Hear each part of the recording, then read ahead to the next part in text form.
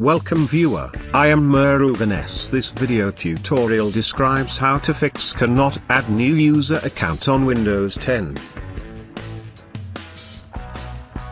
Type netplwiz in Windows search bar. Right click, run as administrator. Click add.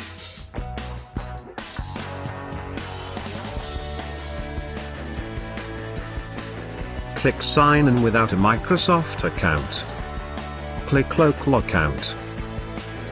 Type username.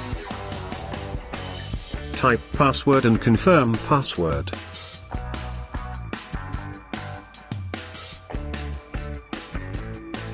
Type password hint.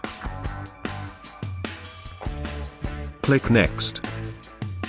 Username created successfully. Thanks for watching. I hope this video tutorial helps to solve the problem. Please like, share and don't forget to subscribe my channel. See you next video.